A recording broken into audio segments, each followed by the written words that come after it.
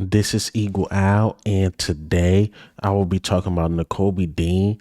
Is he injury prone? Also, Jalen Hurts, while he was flawless in a certain category, and Sean Desai need to tighten up before Thursday. But let's get straight into it.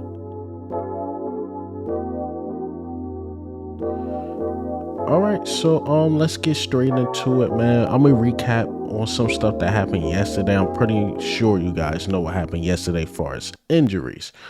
All right, so you have Reed Blankenship dealing with a rib injury, Kenneth Gainwell ribs, Fletcher Cox ribs, but the two main ones who's going to probably miss some time or miss at least a game is James Bradbury. He's in concussion protocol. I think Thursday is too fast of a turnaround for him to get through concussion protocol, and Nakobe Dean dealing with some weird foot injury. Okay. Um. So I have to ask the question: is Nakobe Dean injury prone? Well, if it walked like a duck, quack like a duck, more than likely it's a duck. Only reason why I say this is because coming out of college, right? Some weird rumor went around that he was dealing with some what tendon in his stomach, some type of ab injury or something like that. If I'm not mistaken, he said was completely false, right? We go into this season, he's about to be the full-time starter. We moved on from TJ Edwards and we moved on from Kaiser White. Two guys who was basically not injured the whole season. We get into training camp. Nakobe Dean's already hurt. They saying it's fine. It's not that serious. He played the preseason game. He looked good. Week one, this play right here caused a foot injury, and he's gonna at least miss a month. Um, it's sad because Nakobe Dean was drafted in the third round. And no offense to Nakobe Dean, this team is so talented that we don't have really time to wait for him to develop. Or we should just keep him on the back end and let him develop like we did at TJ Edwards. It took TJ Edwards time, but the difference between TJ Edwards and Nakobe Dean is that the fans are not going to have the patience. It's because TJ Edwards was undrafted. He was a guy that was on the practice squad who developed to be a top 10 linebacker. And Nakobe Dean won their Buckets Award in college. So we expected him to be good after a year or two. And unfortunately, I think his health is against him. I honestly think at this point he might be too small for the position. And I hate to say that because we Philly, man. Eagles are Philly. We believe in that's not the case. You can never be too small, too big, or too this or too that for a position. Usually our guys overcome. But this is one we might have to come to reality that he might be too small. So because Nakobe Dean is going to miss some times, we had to go get a linebacker from free agency. And it's this guy, Rashawn Evans, who we signed to the practice squad. He was drafted in the first round by the Tennessee Titans. He played at Alabama last year in Atlanta. Evans had 159 sacks, 6 tackles for a loss, 4 pass deflections, and 1 forced fumble. Sound like good numbers, right? You somewhat ask yourself, why was he on the market this long? We'll figure it out. We'll see if he's good, and a lot of teams made a mistake, or see if he's bad, and it's something we miss. I have to talk to Atlanta Falcons fans about that, or Tennessee Titans fans about it, because you don't draft a guy in 2018, and now he's a journeyman. It gotta be something there. Um, but again, I do feel bad for Nakobe Dean, but we just don't have the time to watch him develop. Even with my guy outside Di Bird said, like, Kobe Dean was a bit slow to react to coverage. He was a bit slow to react to coverage. So we have to be honest about Nakobe Dean. All right. So with or without Nakobe Dean, we were going to need a linebacker anyway. anyway we was gonna need a linebacker. So, but these are the passing grades right here. First of all, we was bad in coverage in general. We were bad, but the worst were the linebacker unit. We had Terrell Edmonds play linebacker. He was terrible. Nakobe Dean was terrible in coverage. Kristen Ellis was terrible in coverage. Um, if you want to get up to the safeties, yeah, what the Justin Evans guy was terrible.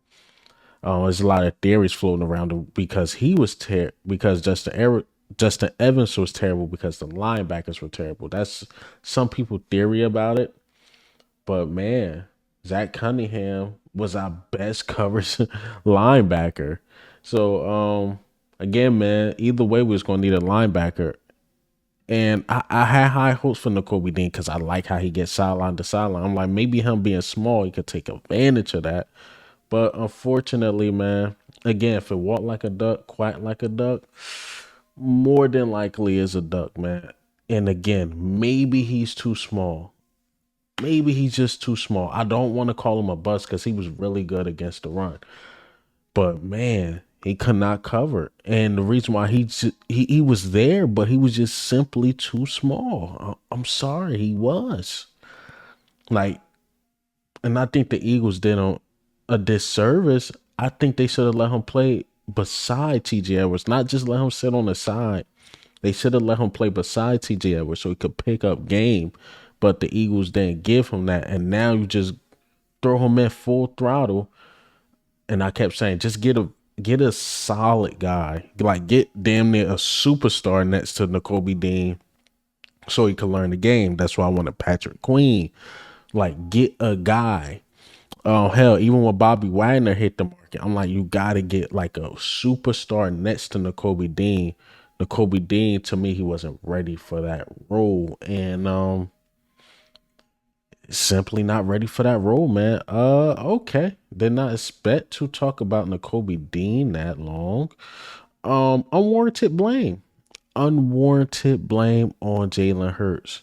I think Jalen Hurts took a lot of blame, and people were saying, well, Jalen Hurts was terrible, just as bad as Brian Johnson in the O line.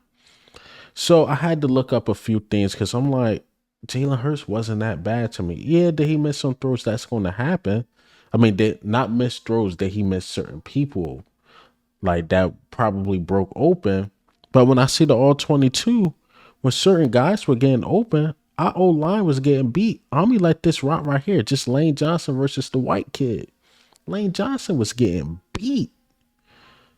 I gotta keep it a buck. Lane Johnson was getting beat. Jordan Mailata was getting beat. And I kept saying, like, yo, when I went back and watched the regular game, like not all 22, I'm like, Cam Jurgens wasn't bad. Cam Jurgens to me, when I watched all 22, he has the best chance of being the best run blocker in the league. And he was decent pass blocking. Cam Jurgens and Landon Dickerson had the good games. Jordan Mailata and Lane Johnson was terrible. Jordan Mailata and Lane Johnson was terrible, but I believe I have the numbers right. No, the numbers right here. The numbers are right here. Look at this. But again, you see, as I let that play, Lane Johnson was getting beat. He was getting beat. But I'm going to go ahead and show you like two plays of Jalen Hurts just having a clean pocket. And when he had a clean pocket, he was flawless. But I'm going to go ahead and play the all 22 and get my breakdown. It's crazy how when you give Jalen Hurts a clean pocket of what he can do. Just a little example. Clean pocket, able to find A.J. Brown in that zone. Give him a clean pocket, he can eat. Right here we go from this angle. Lineman look good. Good throw. Good catch. Clean pocket. He was flawed. All right, as you see, just a little clip of having a clean pocket for a sec. He was getting the ball, slinging that thing when he had a clean pocket. But if you guys seen it, you seen it. Jalen Hurts in the pocket. He was 20 of 26. He was 76.9%, had 152 yards, zero touchdowns, zero interception. His passing rating was 90.5.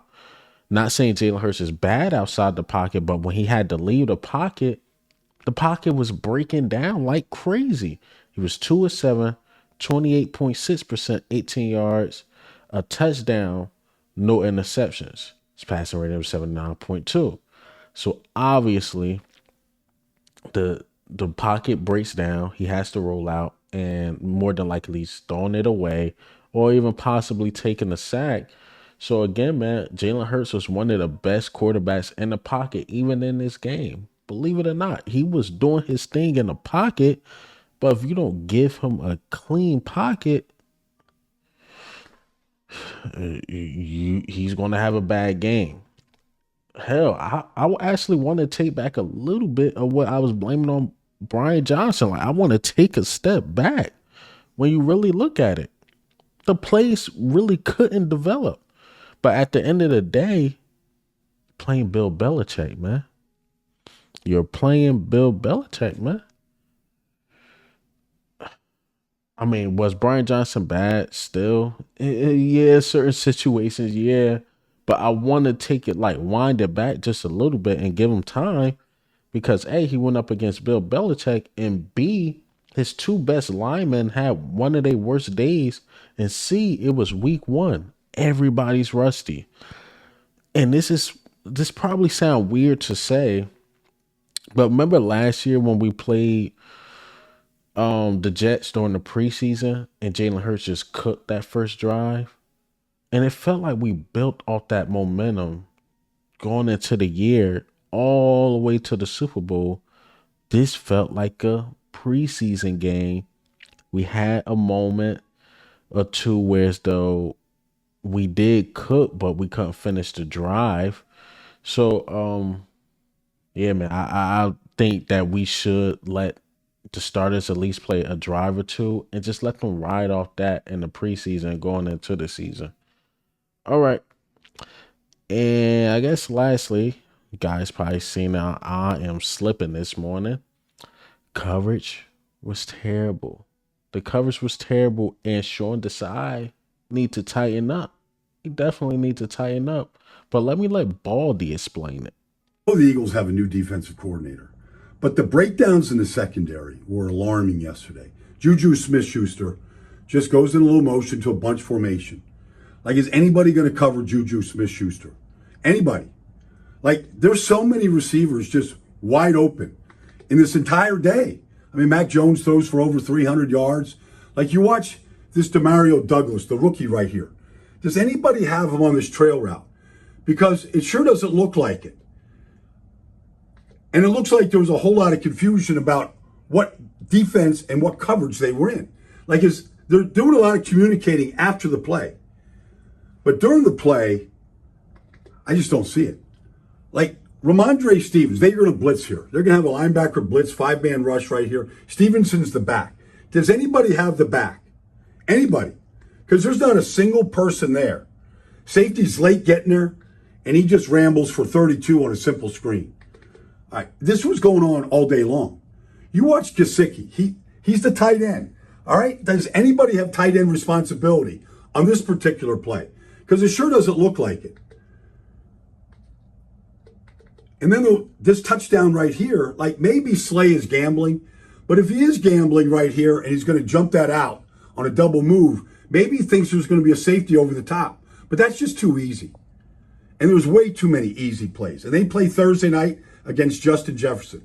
I'm just saying, you got to tighten this up because there's a whole bunch of this going on.